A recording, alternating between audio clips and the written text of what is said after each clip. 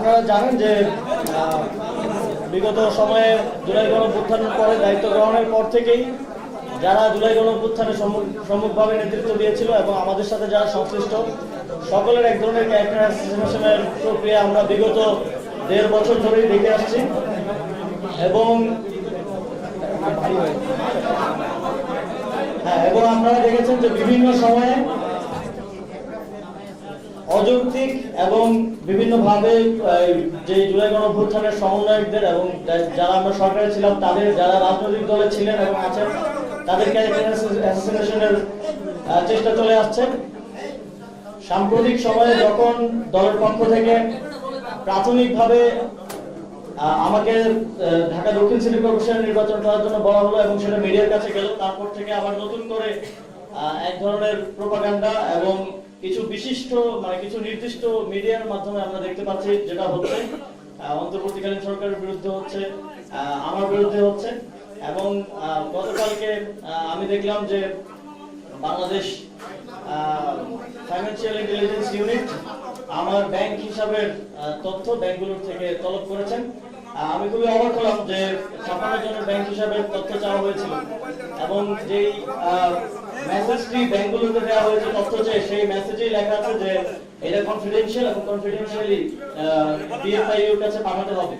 কিন্তু বিএফআই এর যে অফিশিয়াল সাংবাদিকদের গ্রুপ সেখানে তারা সেই কনফিডেন্সিয়াল ইনফরমেশনটা তারা নিজেরাই পাবলিক করলেন। আমি মনে করি একজন নাগরিক হিসেবে এটা একজন নাগরিকের প্রাইভেসি নষ্ট করা এবং এটা আপনারা যদি অনুসন্ধান করতে চান অনুসন্ধান করেন। আপনারা এটা আলাদাভাবে 56 জনেরটা না দিয়ে 55 জনেরটা না দিয়ে আমারটা আলাদাভাবে সাংবাদিকদের গ্রুপে দিয়ে প্রচার করতে বলাটা আপনাদের যে হীন উদ্দেশ্য সেটাকেই প্রকাশ করে। সুতরাং শুধু অনুসন্ধানের বাইরেও আপনাদের এক ধরনের ক্যারেক্টার অ্যাসাসিনেশনের যে উদ্দেশ্য আছে সেটা স্পষ্ট হয়। তো যাই হোক, আমি সেই জায়গা থেকে আমি মনে করলাম যে ইতিমধ্যেই আমি যখন সরকার থেকে পদত্যাগ করি তখন মন্ত্রিপরিষদ বিভাগের কাছে আমার আয় ও সম্পদের সম্পূর্ণ বিবরণী আমি পেশ করে এসেছি এবং তারপরেও যেহেতু আবার এগুলো নিয়ে কথা উঠলো এবং জলঘোলা করার চেষ্টা করা হচ্ছে, তখন আমি মনে করলাম যে আমার ব্যাংক হিসাব এবং আমার পরিবারের সকলের ব্যাংক হিসাব জনগণের জন্য উন্মুক্ত করে দেওয়া প্রয়োজন, যাতে করে এই বিষয়গুলো নিয়ে কেউ কোনো ধরনের বিভ্রান্তি তৈরি করতে না পারে। আমি গতকালকে যদিও বলেছিলাম যে আমি আমার ব্যাংক অ্যাকাউন্টের স্টেটমেন্ট পাবলিশ করব, কিন্তু পরবর্তীতে ভাবলাম যে আমার পরিবারের সকলের ব্যাংক অ্যাকাউন্টের হিসাব সহ উন্মুক্ত করি, যাতে এই বিষয়গুলো নিয়ে আর কোনো প্রশ্ন অবশিষ্ট না থাকে। আমি একটু আমার ফ্যামিলির যেই ব্যাংক হিসাব গুলো আছে সেগুলোর একটু সামারি দেই, তারপর আমার ব্যাংক অ্যাকাউন্টগুলোর ব্যাপারে ডিটেইলস দিব। এই সবগুলো স্টেটমেন্ট আপনাদেরকে আমাদের যে গ্রুপ আছে সেই গ্রুপের সফট কপিগুলো আপনাদেরকে সেখানে প্রোভাইড করা হবে, সেখানে আপনারা আরো বিস্তারিত দেখে নিতে পারবেন। এখন আমি সামারিলি বলছি, যেহেতু অনেকগুলো অ্যাকাউন্ট। আমার বাবার 5টা অ্যাকাউন্ট আছে, এর মধ্যে salary account, active account, savings account এবং কারেন্ট অ্যাকাউন্ট রয়েছে। তার মধ্যে 5টা অ্যাকাউন্ট মিলে মোট ক্রেডিট আছে 5,47,711 টাকা। কিন্তু আমার বাবার সার্ভিস লোন আছে, তিনি যেহেতু শিক্ষক, তিনি 10 লাখ টাকার একটা সার্ভিস লোন নিয়েছিলেন, যেটা প্রতি মাসে কেটে ওনার স্যালারি থেকে কেটে নেওয়া হয়। সার্ভিস লোন এখনো পেমেন্ট বাকি আছে 6,39,746 টাকা। সুতরাং যা ক্রেডিট আছে সেটা যদি বাদ দিই আমরা, তাহলে তিনি এখনো 82,035 টাকার মতো দেনায় আছেন আর কি। আর আমার মায়ের একটা অ্যাকাউন্ট আছে, সেখানে 21,154 টাকা আছে। আমার স্ত্রীর একটা অ্যাকাউন্ট আছে, সেখানে 613 টাকা আছে। আমার নিজের 2টা অ্যাকাউন্ট আছে, দুইটার মধ্যে একটা আমার ব্যক্তিগত অ্যাকাউন্ট, সেটা হচ্ছে জনতা কোন ব্যাংকের, সোনালী ব্যাংকের, সেটাতে এটা আমার সেভিংস অ্যাকাউন্ট, এটাতে 9,930 টাকা আছে। আর আরেকটা হচ্ছে আমার স্যালারি অ্যাকাউন্ট, যেটা আমার গভর্নমেন্টে থাকা অবস্থায় স্যালারি সহ গভর্নমেন্টের আরো যেই পিএডিএ সহ যে লেনদেন সেটা এই অ্যাকাউন্টের মাধ্যমেই হতো। এই অ্যাকাউন্টে আমি একটু ডিটেইলস বলে রাখি, আমি 16 মাস দায়িত্ব ছিলাম। 16 মাসের স্যালারি 1,65,000 করে গড়ে স্যালারি এবং ভাতা সহ এর আশেপাশে কম বেশি করেছিল। এবং আমি 5টি বিদেশ সফরে গিয়েছিলাম। বিদেশ সফরের যে পিএডিএ বিল সরকারের পক্ষ থেকে দেয় আপনারা জানেন, সেটাও এই অ্যাকাউন্টে এসেছে। সেটা গড়ে 4-5 লাখ 6-7 লাখ টাকা করে হবে 5টি বিদেশ সফরের। এর বাইরেও দেশের সরকার থেকে আরো বিভিন্ন খাতে বিভিন্ন যে ভাতা সব মিলিয়ে এই অ্যাকাউন্টে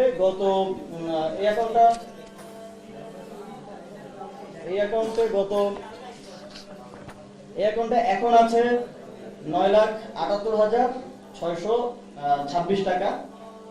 এবং এই অ্যাকাউন্টে মোট ট্রানজাকশন মোট ক্রেডিট হয়েছে আমার স্যালারি ট্যালারি সবকিছু মিলে, এবং সরকারের দায়িত্ব গ্রহণ করার আগেই 50,000 টাকার মতো ছিল। তারপর সব মিলে ক্রেডিট হয়েছে মোট 85,81,000 টাকা, আর ডেবিট হয়েছে 76,03,000 টাকা। এখন আছে 9,78,000 টাকা। তো মোট আমার দুইটা অ্যাকাউন্ট মিলিয়ে মোট আছে হচ্ছে 9,78,556 টাকা। তো এই 85 লাখের মধ্যে আমি যেটা বললাম, স্যালারি আছে অলমোস্ট গড়ে যদি 1,65,000-70,000 করে ধরি তাহলে অলমোস্ট 25 লাখের মতো, 25 লাখের মোট টোটাল ট্রানজাকশনের মধ্যে। আর 5টা বিদেশ সফরের প্রায় 35-40 লাখ টাকার মতো হবে। আপনারা ডিটেইলসে যখন সফট কপি আমরা দেবো সেখানে দেখতে পাবেন। এবং এর বাইরেও আরো নানা সরকারের ভাতাদি এবং অন্যান্য আরো খরচ। এবং এই অ্যাকাউন্টে আমি ক্লিয়ার করতে চাই, এই অ্যাকাউন্টে শুধুমাত্র যে টাকাটা এসছে পুরোটাই সরকারের যে মন্ত্রিপরিষদ বিভাগের একটা সাইট আছে আইবাস প্লাস প্লাস, যেটা দিয়ে মন্ত্রীদেরকে এবং সচিবদেরকে স্যালারি প্লাস অন্যান্য যে ইয়াগুলো দেওয়া হয়, শুধুমাত্র সেখান থেকেই টাকা ক্রেডিট হয়েছে। এবং এর বাইরে থেকে অন্য কোনো উৎস থেকে টাকা ক্রেডিট হয়নি। এই পুরো লেনদেনটাই সরকারের সাথে, এবং এটার পুরোটার রেকর্ড মন্ত্রিপরিষদ বিভাগে আছে, আপনারা সেখান থেকেও চাইলে নিয়ে নিতে পারেন। তো এটা হচ্ছে সামারিলি আমার আমার এবং আমার পরিবারের মোট 9টা ব্যাংকের যে তথ্য আছে সেটার হিসাব। যদিও বাংলাদেশ ব্যাংকের বিএফআইইউ তারা শুধু আমার অ্যাকাউন্টের তথ্য চেয়েছে, আমি আমার পরিবারের অ্যাকাউন্টের তথ্য সহ দিলাম অধিকতর স্বচ্ছতার জন্য। এবং এই সবগুলো আমরা সফট কপি আপনাদেরকে প্রোভাইড করে দিব সামারি সহ, সেখান থেকে আপনারা ডিটেইলস জেনে নিতে পারবেন। তারপরে যদি কোনো কিছু নিয়ে সন্দেহ থাকে বা কোশ্চেন থাকে তাহলে সেটা আমাদেরকে করতে পারেন। আমাদের পার্টির যিনি মিডিয়া দেখেন, মিডিয়া টিম আছে, তাদের মাধ্যমে অথবা আমাকে সরাসরি আপনারা জানতে চাইতে পারেন। এই হিসাবটা দেওয়ার উদ্দেশ্য হচ্ছে আমরা একটা স্বচ্ছতা এবং জবাবদিহিতার মধ্য দিয়ে যখন দায়িত্ব ছিলাম তখন কাজ করেছি এবং এখনো কাজ করছি, এবং সামনের দিনেও জাতীয় নাগরিক পার্টি স্বচ্ছতা এবং জবাবদিহিতাকে সর্বোচ্চ গুরুত্ব দিয়ে কাজ করবে, এটা আমাদের একটা অঙ্গীকার। সেই জায়গা থেকে এবং আমার কোনো কিছুই লুকানোর নেই, আমি আমার দায়িত্ব সর্বোচ্চ স্বচ্ছতা এবং জবাবদিহিতার সাথে পালন করেছি। এবং আমি দায়িত্ব ছাড়ার পরে 4 মাস হয়েছে। আপনারা অনেক সময় অনেক গুঞ্জন শুনেছেন, অনেক নিউজ দেখেছেন, অনেক নিউজ আমরা যখন যোগাযোগ করতাম হাউসে তখন তারা আমাদেরকে বলতো যে ভাই আমাদের কিছু করার নেই, আমাদেরকে তো লিখিত দিয়ে গেছে এটা ছাপানোর জন্য। আপনারাও হয়তো অনেক সময় এই বিষয়গুলোর অভিজ্ঞতা পেয়েছেন।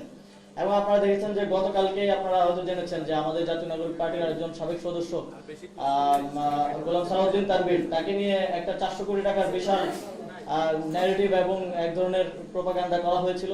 দুদক তাকে নিয়ে অনুসন্ধান করেছে, দীর্ঘদিন অনুসন্ধান করে তাকে কিন্তু নিষ্পত্তি দিয়েছে, এবং সেটা এই সরকারের আমলে নিষ্পত্তি দিয়েছে।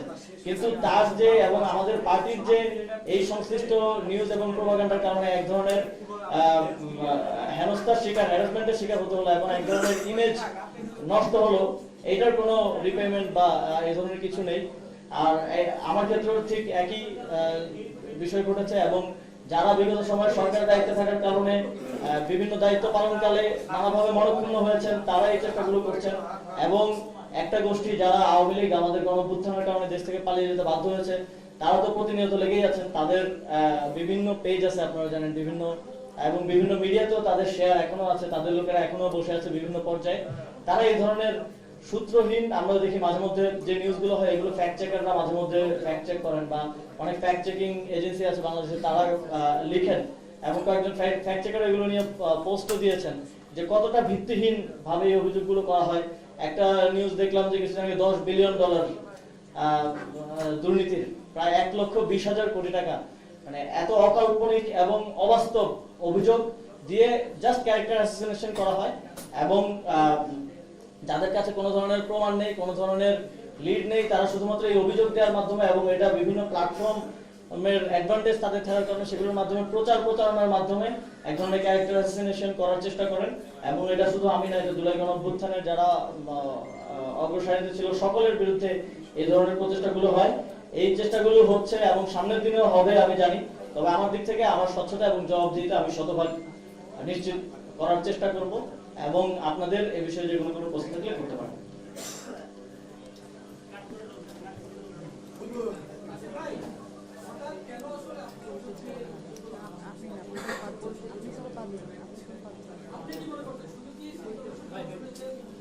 আপনার একটু পরিচয়টা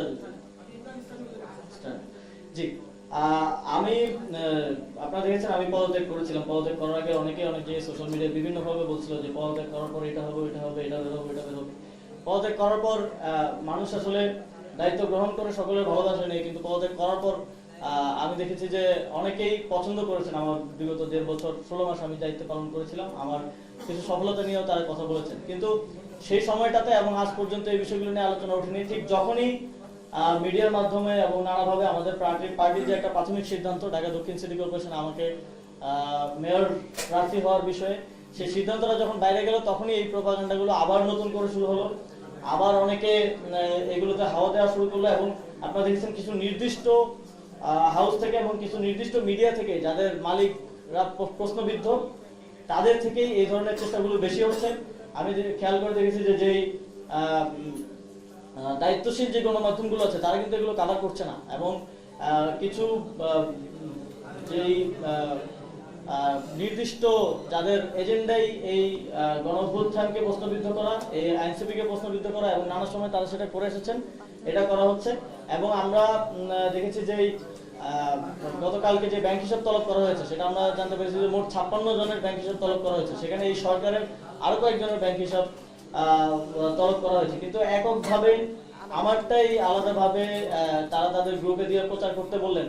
তারা যদি সত্যিকার অর্থে অনুসন্ধান করতে চান, অনুসন্ধানটা তারা করতেই পারেন এবং সেটা আপনাদের সামনে উন্মুক্ত করতে পারেন, কিন্তু ব্যাংক হিসাব তলবের জিনিসটা আলাদাভাবে নিউজ করতে বলা, গ্রুপে দেয়া, শুধু একজনেরটা দেয়া, এটা তাদের যে হীন উদ্দেশ্য ক্যারেক্টার অ্যাসাসিনেশন করা, সেটাকেই স্পষ্ট করে।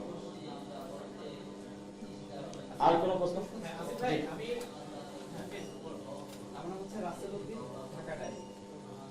জাতীয় নাগরিক পার্টি এনসিপি এবং আপনাকে মূলত আসলে প্রশ্নবিদ্ধ করার জন্য সুকৌশলে ব্যাংক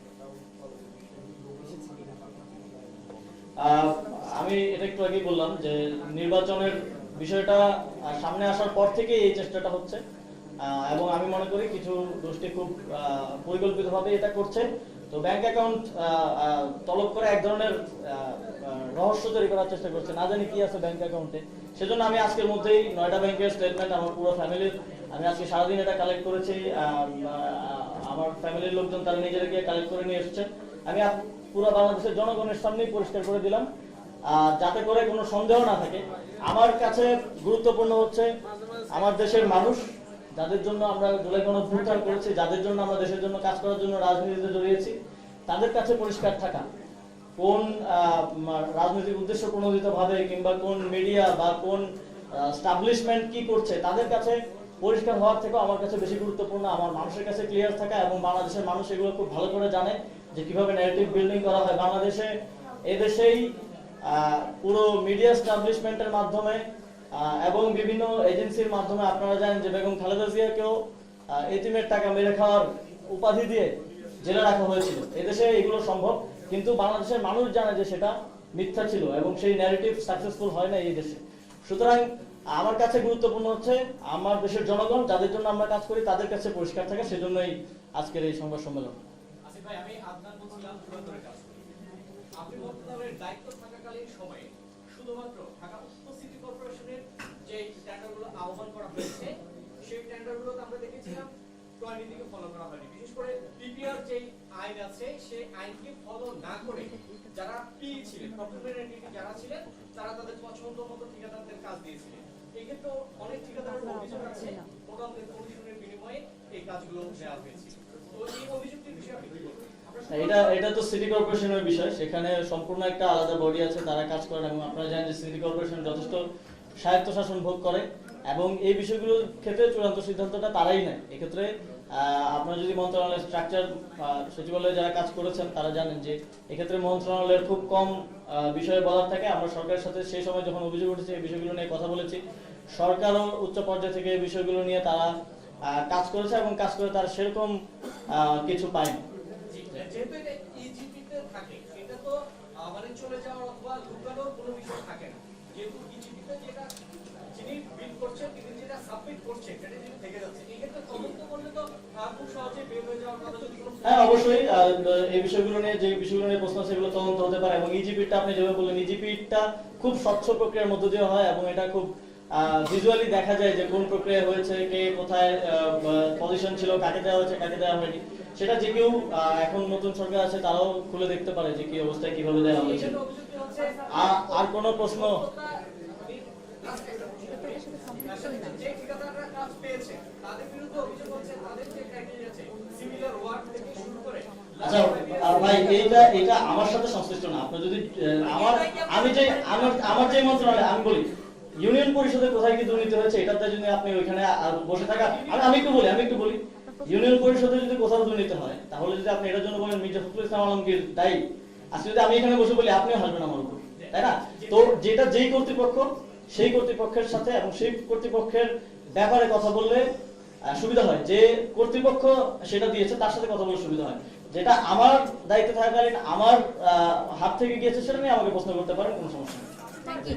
আমি শিবু বসে কিছু দুদকে যে অভিযোগটা আপনার দায়ের করা হয়েছে সেটা সর্বশেষ আফ্রিকান কিছু চ্যানেল আপনার সাথে তারা যোগাযোগ করে আপনাদের তলব করা দুদকে যে অভিযোগ দায়ের করা হয়েছে সেটার বিষয়ে আমি শিওর না, তারপর আমি কিছুটা কন্টেন্ট জানতে পেরেছি। সেখানে কথিত সাকিব আল হাসানের ভক্তদের একটা গ্রুপ গিয়ে অভিযোগ দায়ের করেছেন 1000 কোটি টাকার, এবং সম্ভবত সেখানে তারা লিখেছেন সাকিব আল হাসানকে দেশে খেলতে না দেওয়ার কারণে বাংলাদেশের 1000 কোটি টাকা সমপরিমাণের ক্ষতি হয়েছে এবং সেইটার দুর্নীতির দায় আমার উপরে দিয়েছেন।